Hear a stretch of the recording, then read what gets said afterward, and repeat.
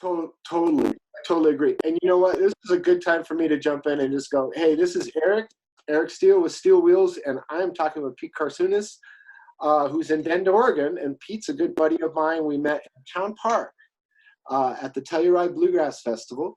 And I just want to throw that in there because I want to include some of what we've been talking about. I just want to kind of continue this on because, you know, we didn't really start out this conversation as a matter of griping or complaining about the situation that is, but it is a very fluid and changing situation. My understanding of face masks, even 2 months ago when I did a review of a face mask that I had purchased, it was a woodworking face mask. So really robust mask for protecting the wearer against, you know, catching some, you know, virus, right? Not ideal for a doctor to have in a hospital because it didn't meet certain level of standards, but it would filter 99.9% of the particulate matter in the air. And I didn't wear it. And the reason I didn't wear it is because I thought somebody really important would need it and I didn't want to mess it up. I figured I'd just give it away. And then I came to the understanding, well, actually I should wear it so I protect other people. But then I discovered that the diaphragm valves on the face mask, they don't restrict any air when you breathe out. Oh, really? Okay. So suddenly the mask that I thought was going to be like this great holy grail, protect me from everything, protect everybody else from everything, in reality, it would still protect myself from other people. So if I really had to worry about it, which I don't, I have a really strong immune system and I'm, you know, I can't live in fear. Like I Right. will wash my hands. I will do everything I can to protect myself. But at the end of the day, you know, there's only so much I can do. But then I come to find out this face mask is useless for protecting others. And at the same time, Mayor Hancock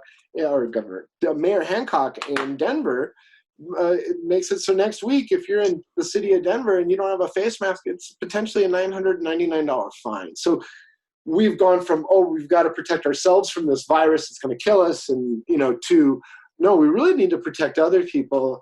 And the onus is on everybody who's out to do everything they can to not be a transmitter. Right. Less the worry about them catching it.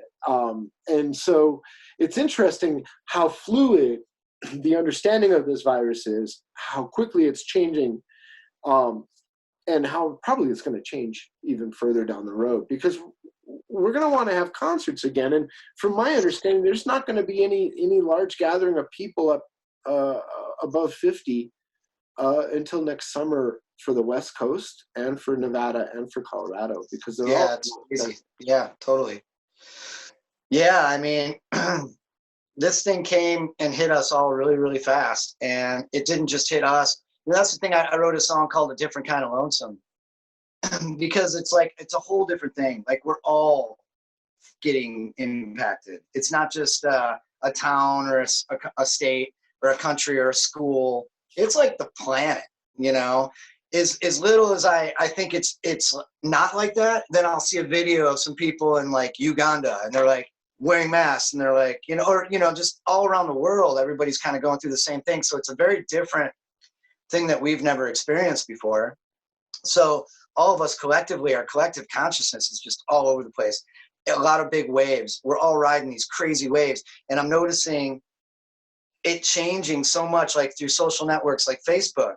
Everybody's positive, everybody's negative, everybody's positive, everybody's negative. And I'm noticing people getting sad. I notice it coming in waves where a lot of my social network, which is pretty big, people are really stressed, or, you know, maybe the guy, I don't like even calling him by his name, but he says something or does something really stupid and everybody mocks it and makes fun, like, oh my gosh, this guy is a total moron. I can't believe he said ingest freaking bleach to me, you know.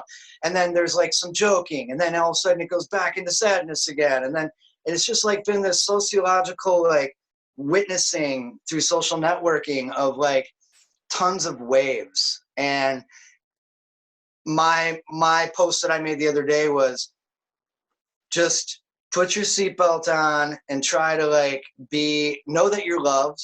Because I know that going through these times, like I've been quarantining by myself most of the time. I have my girlfriend. And we've been quarantining separately, and then we can come together and feel safe. But most of the time I've been by myself, and I have music, and I live in Bend where I'm surrounded by nature. So our mayor is a friend of mine, and, you know, she, along with everyone, is like, get outside, just stay away from people. Well, we're surrounded by millions of acres of national forest. So it's easier. It's not like when I lived in Boulder, Colorado. We're surrounded by millions of people. That would freak me out. Conflict here. It's like what you can do and get away with in Bend, we can't do here. Like, No. people go out on the trails. These trails are naturally constricted. They have choke points. People have to pass each other.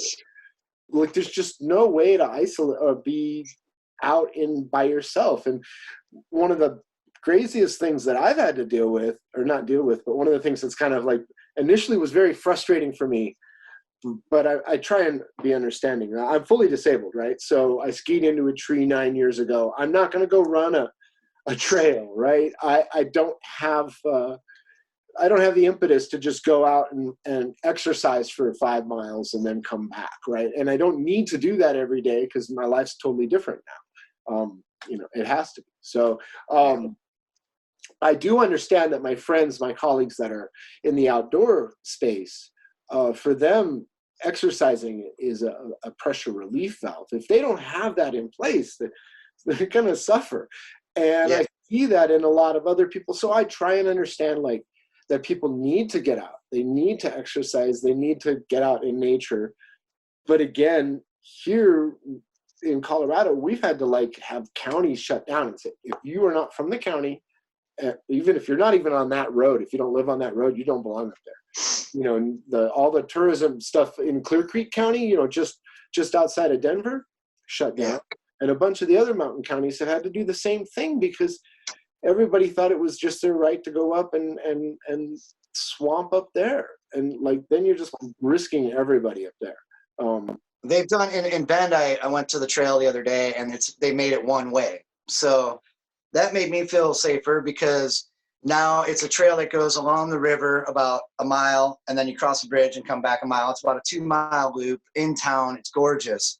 But now they made it one way because people were always passing each other. So now everyone's listening, and now it feels good. Everyone's kind of moving around. No one's around near each other, you know. And then so that's one thing that works, I guess, when there's especially a trail that does a loop, you know, make it one way. Yeah, that was cool to see. The grocery stores, I went grocery shopping. You know, I don't know what they're doing out there in Colorado, but there's a line 100 yards long, and they're only letting a certain amount of people, one person out, one person in, and they're only allowing a certain amount of people. Everyone has to wear masks, and there's dots to stand on, and everyone's very, very socially distant. Your whole shopping experience might take an extra hour because you're waiting in line to get in. Right. But I mean, Trader Joe's, that's the way they did it the other day. And they had the music cranked outside, and people were listening to this cheesy, awesome 80s music, which was killer. Yeah. And we all just everybody just did their part. Yeah. Yet there's a couple young kids, didn't have masks on. It's like, come on, guys. But, you know, I mean, if everyone just does this responsibly, I just don't understand the concept. You know, there's so many ways to think about it. Look at what Sweden's doing. Oh, wait, Sweden isn't doing so great anymore. That's what I just heard. You know, look at what New Zealand has done. You know, they're crushing it.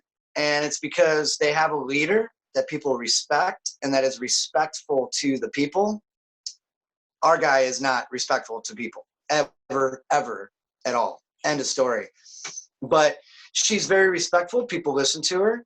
They quarantined for, I think it was, I don't know, 4 weeks or whatever they did, and everyone said okay. And so now they're pretty much in the clear for now, and they crushed it. Now, granted, they're on an island, you know, New Zealand, but, you know, there's ways to do it right and there's ways to do it wrong. And when you got a leader that's provoking, protesting, not wearing a mask, liberate Michigan, liberate, the fuck is this guy doing, man? You know, like, he really? Doesn't have a plan. It's obvious he doesn't have a plan. And he's used to fake it till you make it. And this is a real crisis, not some self-inflicted damn it thing that he can do, that he can manage. And he's just unable to manage this. And he's unable from what I can tell. He won't let his ego down. Huh?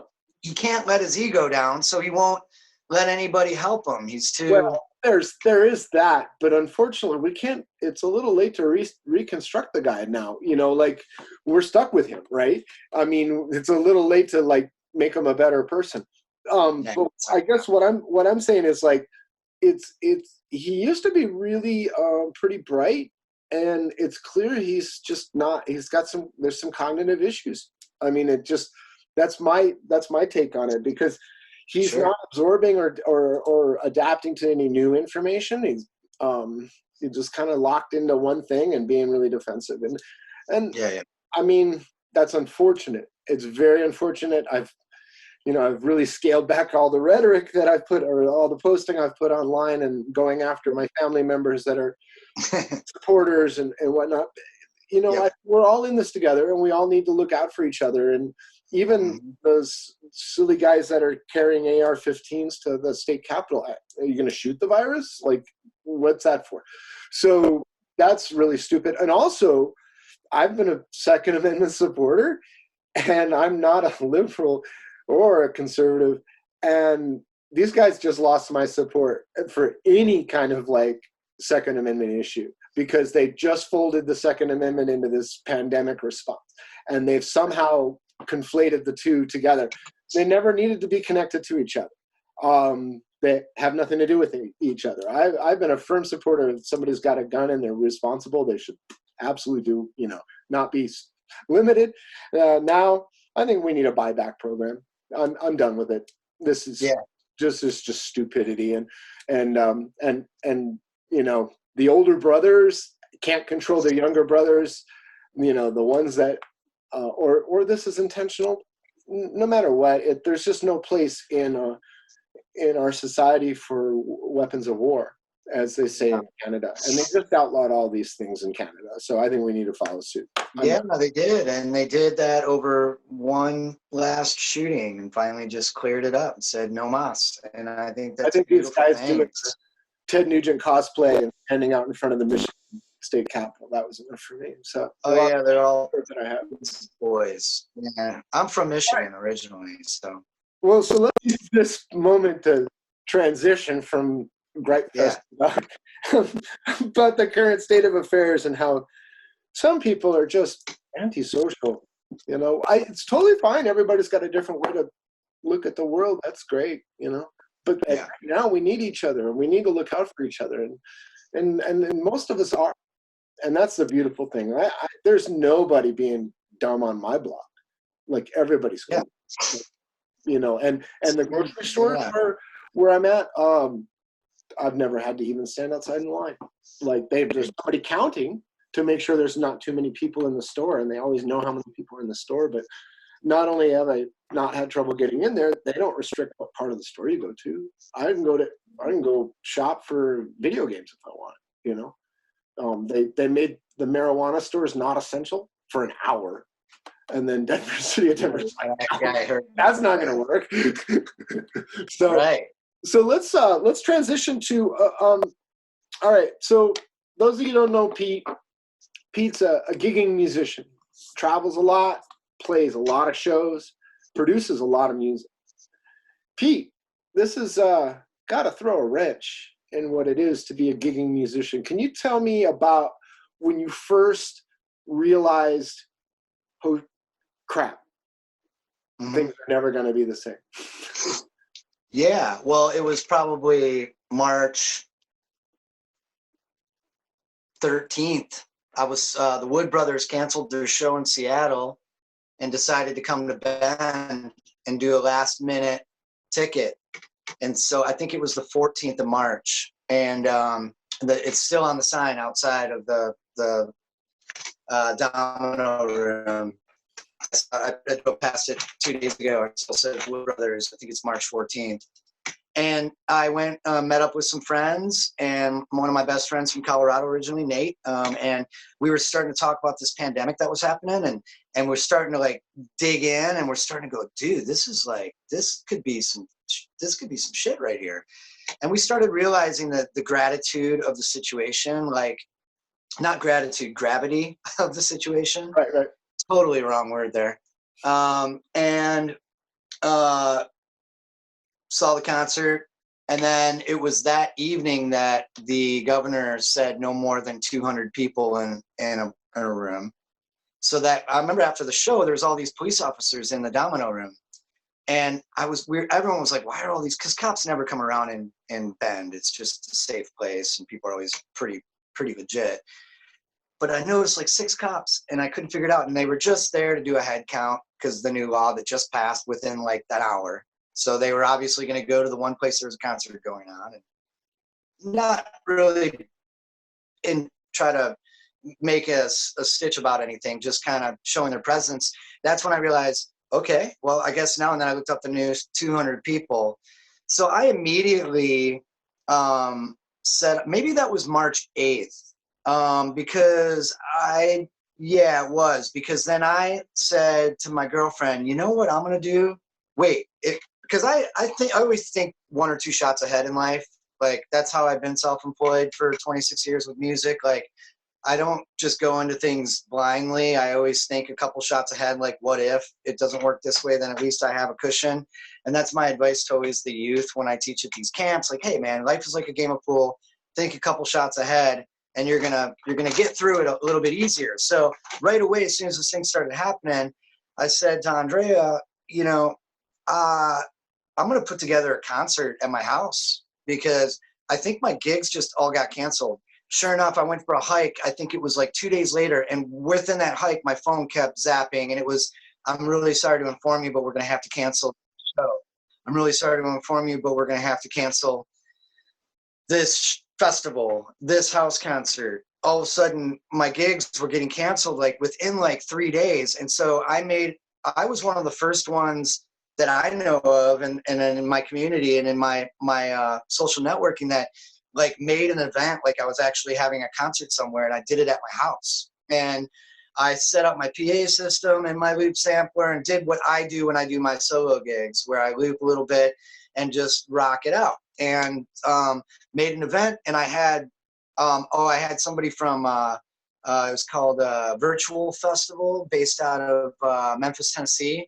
And this girl, Angel Hendricks, she heard about me somehow and reached out and said, hey, do you want to tag us and we'll help you promote your show and to our people? And they were just getting started. So with that, I mean, literally just opened the page. And I had, 100 plus people, and I started a Venmo account and was like, all right, I'm going to give this a go. I'm going to see if I can't make up for some of this lost income.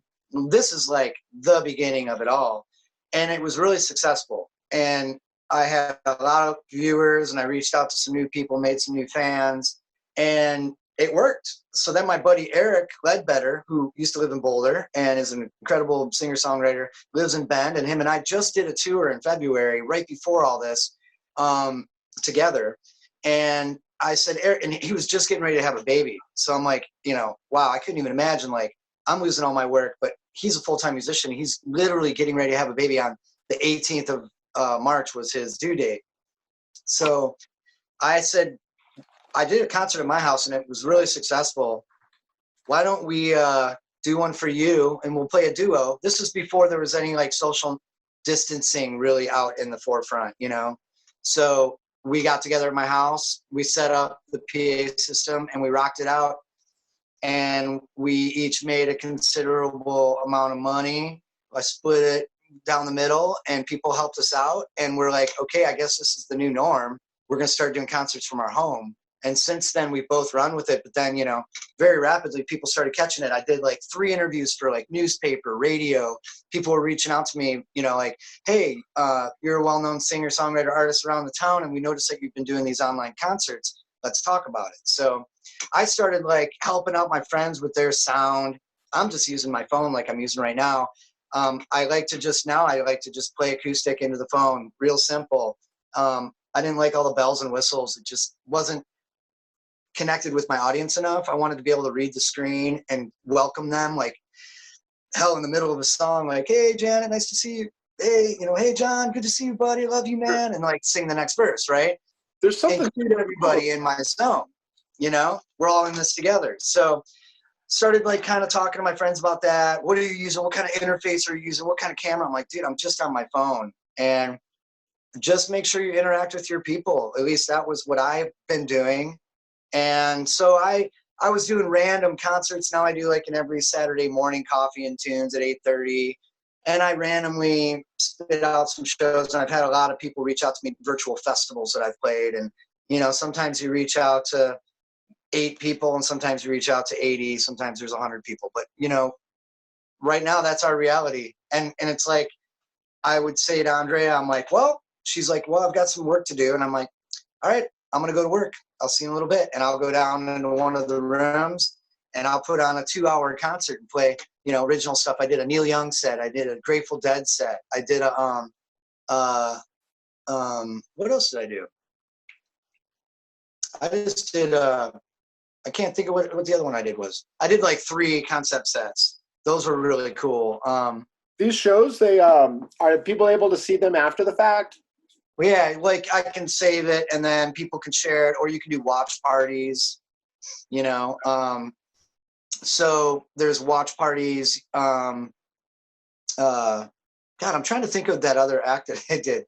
It's crazy, man, because I can't believe 6, 7, 8 weeks have gone by already. And it's just like it all kind of blends into one. Yeah. One big thing. It seems like just yesterday I was going to see the Wood Brothers, you know, and that was already 2 months ago. I don't know if you know, I was in Europe, right? And I had to get back short term. Like I was supposed to be over there for 10 weeks. And pretty much at the end of the first week, things started getting a little weird. Like they hadn't really gotten weird yet. I had just shown up in Ljubljana in Slovenia. People were nice. People were distancing, but nobody was wearing masks. Nobody had been told to do anything yet. But like we're 80 miles from Italy, from the Italian border, and people were just clean flipping out in Milan at the time. Like Italy was in lockdown. You couldn't get across that border. And then I went into Croatia. I was in Croatia for a little bit. Realized I shouldn't stay there. I have like some health issues, and like I need a certain level of medical support, and it's just not available in Croatia. And so I started hightailing it back, and really, as I was coming back, borders were closing all around me. Borders kept closing. Like none of the borders I crossed closed like the day that it happened. But when I left Germany, the day I left Germany, they closed the border with Poland. The day I left, or 2 days before I left Zagreb, they had closed the border with Bosnia. Not Bosnia. Well, that had closed like 4 days earlier. The border with Serbia had closed. And so and then Hungary was like, anybody who's not Hungarian needs to leave. And I'm like, if that's their mentality, I need to get to at least a country where I look like everybody else. And so I went to the Netherlands. At least you can get hash there. So I just hightailed my ass to the Netherlands, and I was fine there. And then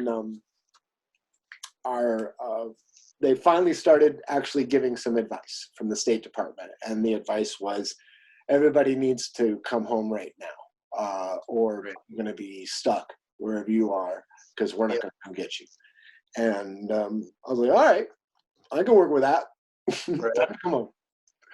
So I'm curious, in these concerts, obviously the technical issues, I love the fact that you like to keep it simple, stupid. I actually have this rig set up. This is how everything in this bag, I can do my own interview. Like I can talk to myself, I can interview somebody else from like 50 feet away, and this thing will follow me like the whole time. It will just stay on me, and that's it. That's my whole rig, everything. And there's an old iPhone in there. It's a tripod, a gimbal, and a microphone set. I really appreciate the whole keep it simple. But that said, you're a music producer, so you're going to have stuff that you're going to want to do that's going to require a little bit more complexity. Like you're going to eventually want to collaborate with other people, and now you've got latency issues. So what are some of the challenges, and even better, what are some of the opportunities that you've realized that go along with us change? I mean, I don't think we're ever going to go back to what we were before. This Zoom this way of interacting actually has some value more than just a way for people to avoid coming into the office. Like there's some real people are actually starting to accept it as a real way to communicate with each other. So yeah, right. I'm doing a songwriting retreat, you know, the 15th, 16th, 17th of May on Zoom, because I teach at camps and I've had a few of those canceled already. And I love teaching about songwriting. So I've got a handful of people signed up so far. And because of our economic state, I mean, I know that it'd be nice to make some money doing this. I did a donation-based retreat. So I'm hoping people are, you know, some people can donate more. I want people to be a part of it. I want people to have some fun with songwriting. That's the first and foremost. And then, you know, if people can donate what they can, I think we'll all be just fine, you know? So it's not really about the money, but it is a little bit about, cause it's my new job, you know? So, I was successful enough doing live streams the first month that I got myself out of my financial hole for a couple months of gigs lost. So, but I got after it and I thought about it and I just got after it. You know, that's my survival skills kicked in. I realized that I'm not going to be working anytime soon. That was like when people were still optimistic that this festival or that festival were going to happen. It's just like, dude, it's not happening. You know, Fish just canceled all of 2020. Guess what? Everybody else is going to be canceling 2020. It's not like canceling a month or two. It's canceling the year, you know? So when it comes to that, you know, and then videography is my new passion. And I've been getting into videography. And I honestly think initially right now, things are starting to feel a little more stretched out a little bit. So I think I'm going to start maybe getting some videography gigs, making videos and whatnot and helping people because now it is all internet. Yeah. Now you even need video more than ever before. So I'll travel for that and stay socially distant if I need to. I can do that with the camera. With the camera and a few feet in between us, it's no problem. Yeah, the songwriting workshop is one way. If it works out great, I'll do another one. And just trying to like figure out ways. I mean, one thing, everything's closed, so I'm not spending a lot of money.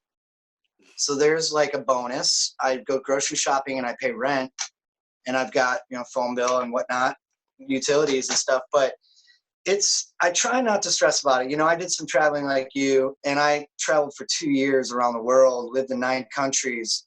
If I thought about the fact that I didn't have a set of keys, a car, a bed, a home, everything I owned was pretty much on my back, I'd freak out. So I didn't think about it because it would just cause me stress and anxiety. And if I didn't think about it, then my heart guided the way, and my manifestation and giving gratitude, there's the word used properly, and having my dance with my relationship with my world, that's how I do it. That's how I've always done it. And if you think about it, you might trip. You know, it's like when somebody's walking in front of you and they know you're watching them and then they almost trip. Yeah. You know, like I've had that happen. It's like, I think I caused that, you know, like because they knew I was watching them. It's like if you think about what you're doing, or you think about where we're at, you start to just stress out. It gets too much anxiety. I feel like if you can let go of that and just give thanks for what you have, and the universe, at least for me, it's the universe, you know, is gonna cushion and work with you and have this little dance, yep, this beautiful wave that you're gonna ride. And I trust that. So I'm not stressed a lot about all this. I'm worried about my mom, you know, I worry about some of my family members who, if they got sick, they might not, you know, make it, you know, like they're at that age. I worry about some friends that have pre-existing conditions, but I don't really worry about my own self. I don't want to get sick. So I'm being very responsible. But when it comes to like the music and everything and how am I going to make this work, we're looking into 2021. I think house concerts are a lot of how come on in. It's okay. It's all right. I think house concerts are a way to that I make a lot of my living as a performing artist in house concerts because I'm a singer songwriter, and that's kind of those are our dream gigs, really. Yeah. Like festivals are great, and gigs are good. I stopped doing bar gigs a long time ago. People are like, "How does it feel to not have an audience?" You know, when you're playing in front of the phone. I'm like, "Feels like a bar gig. What are you talking about?" But you know, house concerts are going to come back around. You said the number 50 earlier, 50 people. That's a good house concert right there. You know, and I'm doing a virtual house concert on Thursday because my friend built this beautiful space to put on concerts, and now she can't use it. So I'm going to go there with my PA system, and she's going to film it, and she's reaching out to all her people. It's called the Love Shack, and I'm going to do a concert. So I think that slowly, as things start to integrate back, me as a singer-songwriter, I'm optimistic as ever that I'm going to still, all these house concert people that I had to cancel all these house concerts, they're going to be like, all right, let's do this. I got you. Let's go. And I'm going to be like, where do you want me? And when do you want me? I'm open. And the thing is, on top of it now, you've got another platform. You've got a digital platform that you can live stream that. And a lot of people can attend the house concert that don't actually have to be at the house. Now you've got an extra audience. So there's ways to utilize the Zoom and Facebook. Now, the one thing that's starting to stress me out a little with Facebook is I feel like the algorithms have just jumped into overdrive lately. And that, you know, if you're not buying an ad, nobody's going to see your stuff. You know, if I make a post, I notice that's weird. I used to get a wider group of people in my posts, and now everything's so narrow. And I think a lot of that is because so many people are on Facebook. Also, I'm making a lot of posts. I mean, I'm sharing videos 3, 4, 5 days a week. I think my algorithm is narrowed down where I'm just feeling like I got to buy ads now to get anything seen. I've got like, how come there's 9.7 billion people on this planet, and I've got 8 people watching me play live right now. So I'm trying to think of ways how to utilize Instagram, how to really dig in, and maybe even pay for some classes to learn how to do it. You know, my girlfriend just bought a big package deal about the same thing, using my video skills that I have and I'm still learning, utilizing the internet, utilizing all these different avenues that we have. It's time to get smart. It's time to like dig in and like really learn how to use this stuff, or else we might start to stress that we're not able to make a living as an artist, you know. And I guess that's why I'm here with you, is I'm an artist. So I don't know about everybody else. Like, I have friends with small businesses, and I pray for them and send them as many good vibes as I possibly can. And hopefully the government can help them out and they can get some help from their communities. But me as an artist, I'm a survivor and I'm a go-getter. And so I'm going, man. I'm going after it. And I need to make a living, and people need music. So it's my medicine for me to perform, whether I'm performing in front of a phone or in front of some people. If I feel the same way, if I see there's a handful of people watching, man, I'm pouring it out to them, you know, and the numbers grow. They get bigger and smaller. That's always fun to watch. Like, how come I just played a slow song and it went from 37 people to 7? Jeez. No, I have that fun little game in my head. But, you know, I think as far as I'm concerned, I don't know shit yet. And I have so much to learn about utilizing avenues to make this thing really work for me as an artist. And, you know, there's a silver lining for us artists too, if we want to work hard enough. We've got this thing, like you and I are communicating right now, to reach our music out to the world from our homes, from our living room. And if we learn how to do that and learn how to do it right, which I don't know jack shit about that right now. I'm barely I'm barely there, man. But I know that it's possible because I see people, they've got like 2,600 people watching them. I'm like, how the what? There's ways to do it. And there's classes that are online that you can learn how to do it, you know? Yeah, I might be able to help you. Right on. But let's move on to another subject. And this is on the latency. and performing with other people. Let's just assume we're not going to get back to house parties like in the next few months. How do you collaborate with other musicians remotely? I mean, if you're going to collaborate remotely live is what you're talking about? Well, I don't think we're at the threshold of actually being able to pull that one off yet. No, I know. That's too bad because, man, that would just make things, I could pick with my friends back in Boulder. I mean, there's some friends who are like, oh my God, if we could just pick like we used to and have dinner parties and pick. Have you considered? Oh my God, we'd be doing that every night, every other night.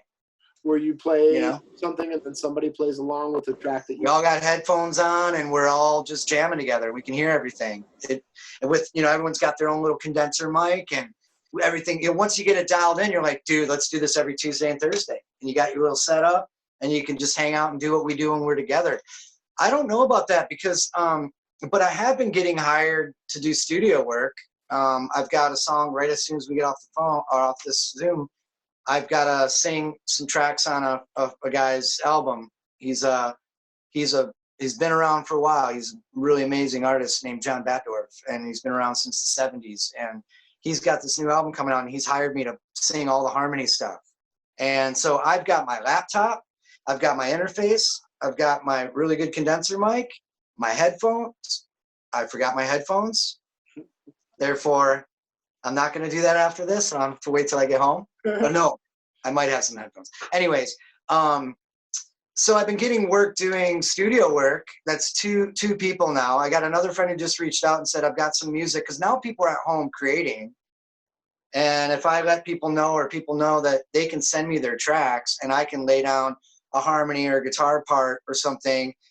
And, I sent my tracks to David Glasser, the great David Glasser, to get mastered yesterday. And he mastered a brand new single that I just spent 80 hours on called Broken. And he mastered it for me, sent him the tracks. He sent me the track back. This morning, I said, what's your Venmo? He sent me his Venmo. Bam, wired him money. Bam, done, deal. And we did that all just on my phone, exchanging. So when it comes to like doing stuff collaboratively, I hope someday soon there's this no lag thing. I don't know. I don't think there's a way yet, huh? It'd be nice. No, I don't think so yet. But I actually did think of a way of solving it, which is kind of interesting. But it wouldn't be live. That's the thing. It would be allow everybody to sync up and play with each other, but it wouldn't be live in that other people could listen to it. It would require a couple stages of delay.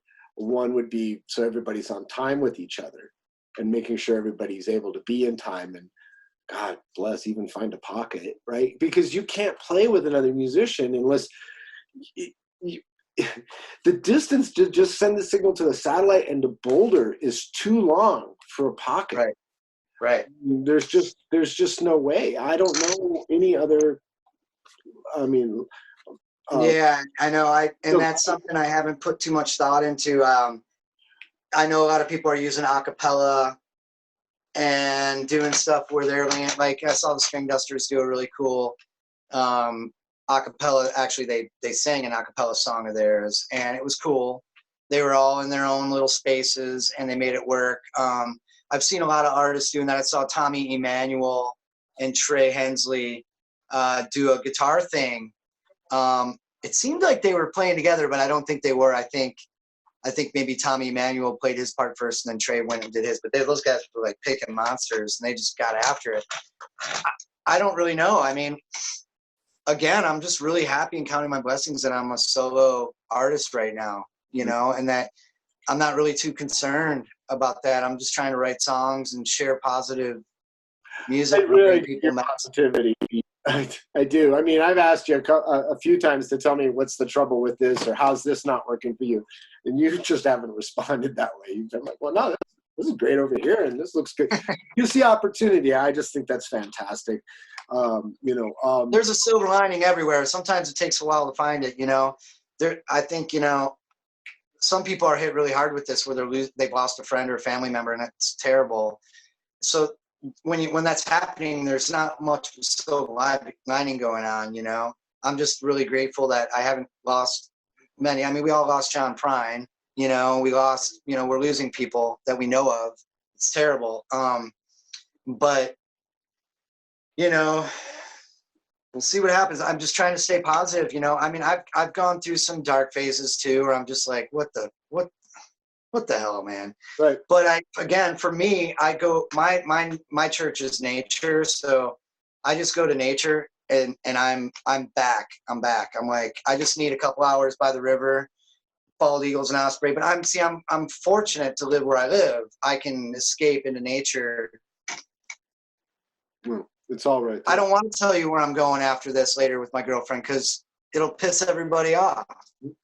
It's one of the most beautiful places in the world. So, you know, we're going to, you know, there's hot springs and stuff, but Colorado, I mean, you got to get away from all those people and head up into the hills, but then where do you go and what's open and how many people are hanging out in the hills right now in Colorado? I mean, it's a busy state as it is. So I don't really know what's going on. Actually, people are pretty chill. People are really minding their business pretty well. I mean, there are some people who aren't, but for the most part, everybody's 90% of the people are really doing their part, That's great. That's great. All right, so can you hear the voice? Can you hear that voice speaking outside? Because I can shut the window. No, doesn't bother me a bit. Okay, it's just outside. No, it's actually Greg Blake was talking about the algorithm in Zoom and how it filters out background noise. It seems to be doing. Oh, nice. All right. So we had asked you about a couple songs.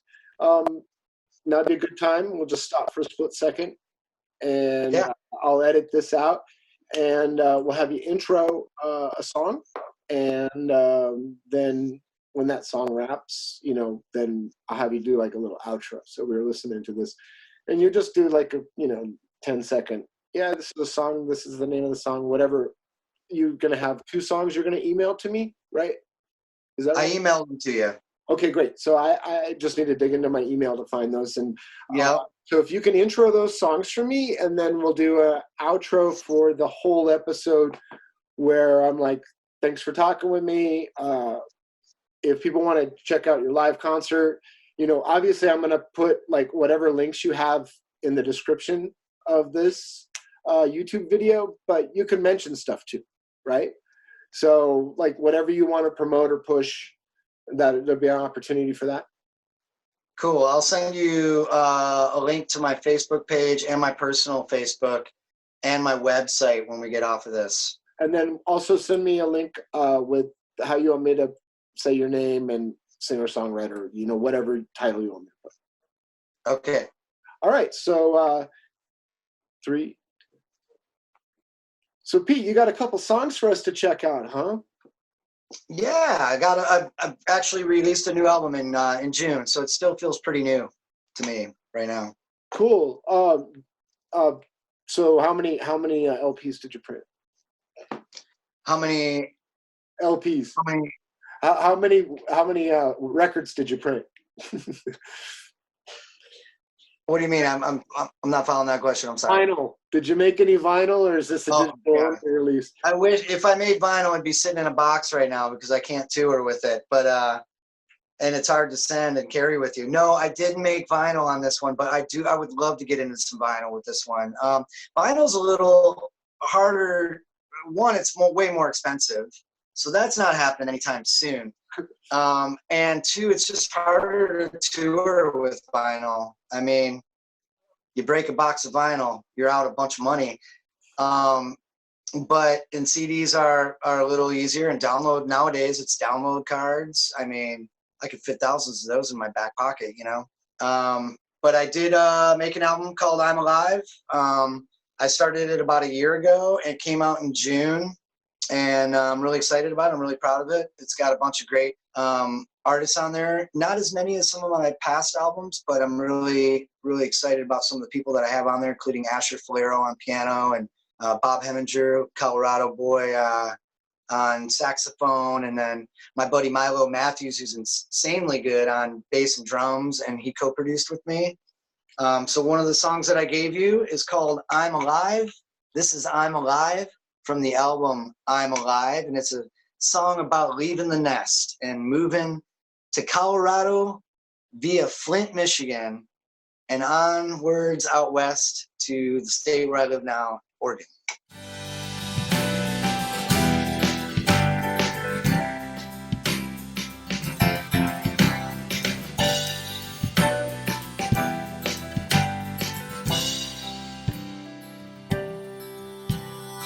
Headed out west down a highway I didn't know.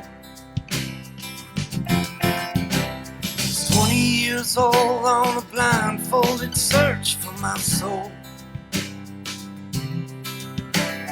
Crooked in thoughts and straight out of my mind, running from a past that wasn't too far behind. And I never look back at that Michigan sky. I'm alive. Through Chicago and straight through the plains, it's 60 or so. The windows were down on the way to Colorado. The radio loud, my speakers were blown. I was doing it, man, I was doing it alone. A kid with a heart as heavy as a sinking stone. I'm alive. Oh,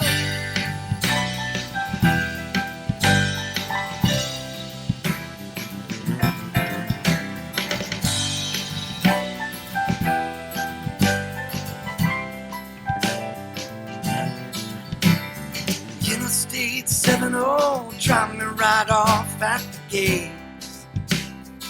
I closed it behind me, no fear of the fact or the fate. The snow on the hills looked like clouds in the sky. I barely knew a thing, and I hardly knew why. I suddenly had to give it a try. I'm alive. I've been so in love and way out of life. Kissed a few souls and I've broken some hearts throughout time. Lend a hand wherever I should. I'd make world peace if only I could. Yeah, well, everything won't ever be understood. I'm alive. Oh,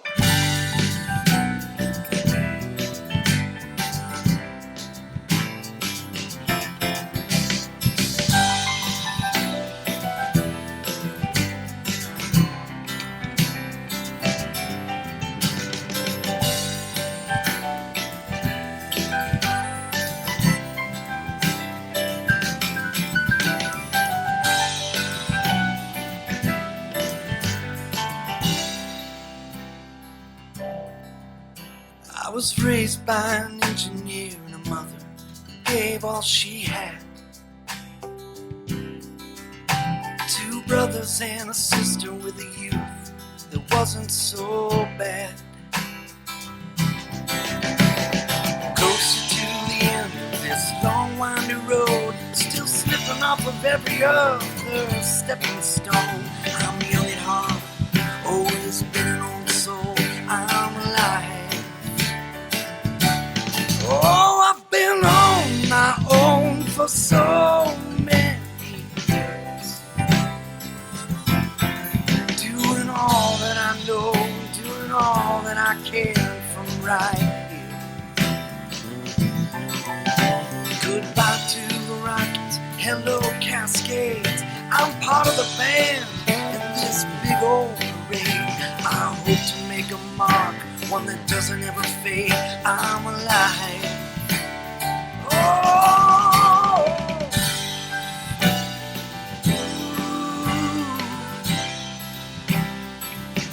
yeah, I'm alive.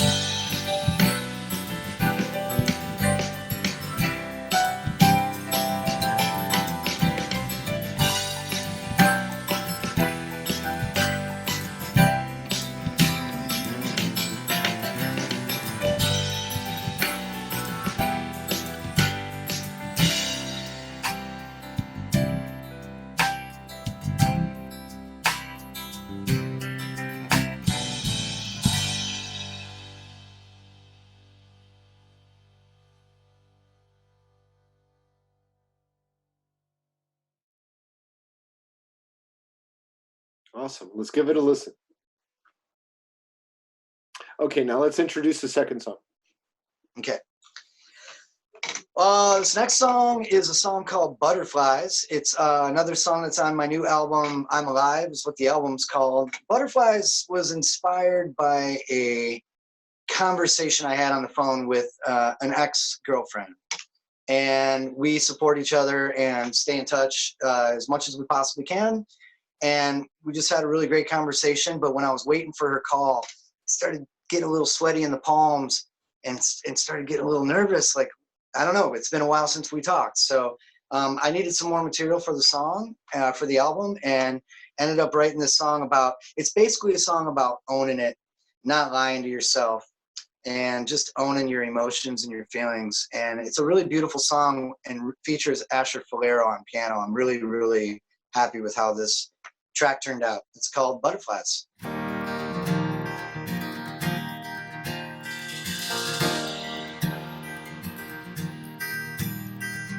Lovers come and go, but there's memories they don't ever leave, caught in a photograph. Times that you both had haunt you like a ghost. Yeah, they come around when you're feeling down and you're all alone. Pictures on your phone, remembering who you were, with him or with her. Have the butterflies all died? Or is it a lie that you tell yourself? Is it a lie that you're moving on? It's a lie when the butterflies don't die. Seasons come and go, anniversaries, everything you see caught on a calendar makes you remember. Take you by surprise, somewhere you did go. A song on the radio happens every time. Another year goes by, remembering who you were, with him or with her. Have the butterflies all died? Or is it a lie that you tell yourself? Is it a lie that you're moving on?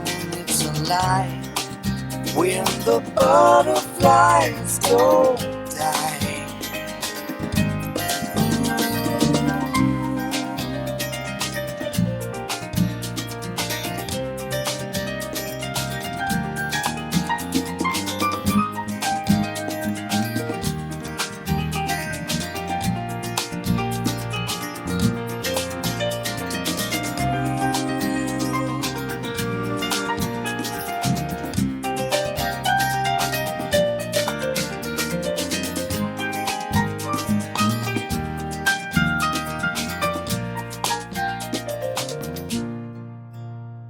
Moments come and go, making history out of everything, caught in the shadow of all that afterglow.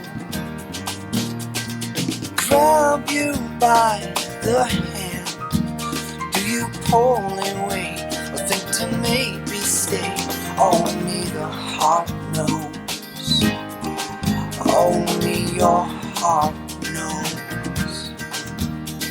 Remembering who you were, with him or with her.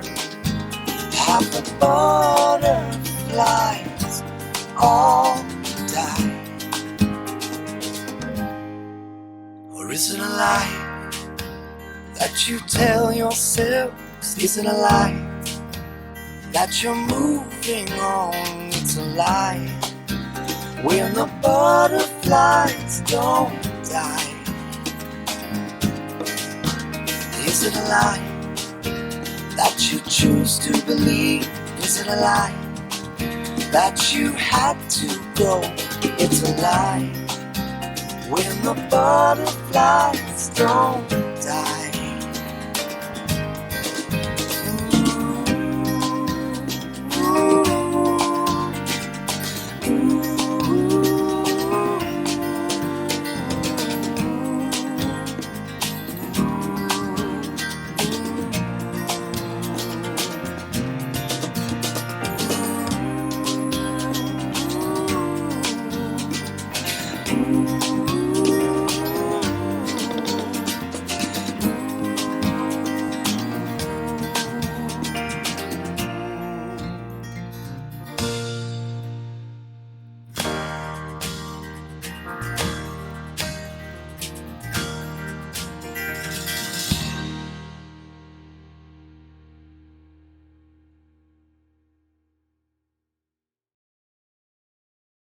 Awesome.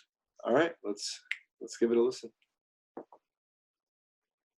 Cool. All right, well, Pete, I know you're busy and you've got a lot of stuff going on and beautiful nature to go walk around in, and I do really appreciate you taking some time out on this Sunday afternoon to chat with me about what you're doing to stay active. And if anybody wants to follow your stuff, what's the next big online thing you're doing? I know you mentioned a little bit about this singer-songwriter Zoom class that you're doing. What have you got in the bag right now that people can plug into?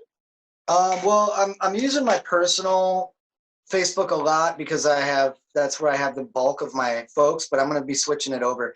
Pete Kartsounes is how you pronounce the name, Kartsounes, Kartsounes. But my Google search is pretty easy to find me. And then Pete Kartsounes Music, and then Pete K Photo. So I do videography, music, and whatnot. You can find me. I'm kind of sporadic in my sharings on Facebook, but I do it every Saturday morning Pacific time at 8:30 a.m. Coffee and tunes. That's seemed to go over really well. People like to wake up on a Saturday morning and hear some tunes and have some coffee and some chat with me. I sporadically do concerts. I've been asked to do a lot of those virtual festivals, so those are kind of here and there. But May 15th, 16th, and 17th, Friday, Saturday, and Sunday, I'm doing a weekend retreat on Zoom, but I'm promoting that through Pete Kartsounes Music on Facebook. And that's going to be a donation-based sign up. And it's going to be 3 days, Friday for 2 hours in the evening, Saturday early afternoon for 2 hours, and then evening for 2 hours, and Sunday early afternoon for 2 hours, Sunday evening.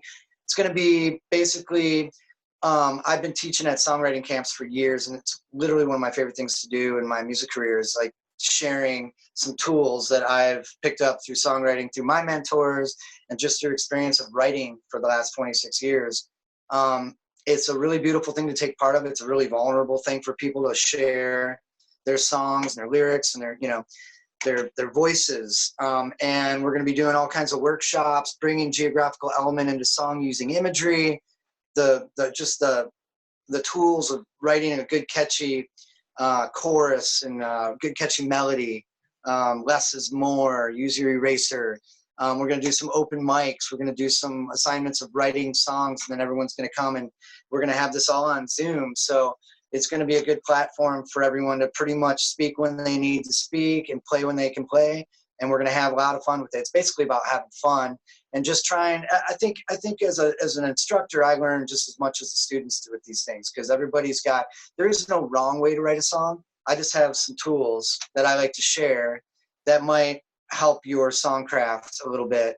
And there's a lot to it. And so it's a lot of questions and answers and a lot of sharing ideas. So the bigger the group, the better. And right now we've got about 7 people signed up, and it's 15th, 16th, and 17th of May. Awesome. Well, I look forward to seeing you again in person. I remember doing a songwriting class at Rocky Grass with Peter Rowan, and yeah, that was just such an amazing experience. It is. going through the process of singing and whatnot. It just it's so engaging. Anyway, Pete, thank you so much for your time. Thank you, Eric. Please go out and check out Pete's music, and we appreciate hanging out with you. And yeah, thanks. I appreciate you having me, you guys. Everybody take care of yourself. Do the right thing. Don't do the wrong thing. You know what that is. So let's do it together. Take care, Pete. All right, buddy. Thanks.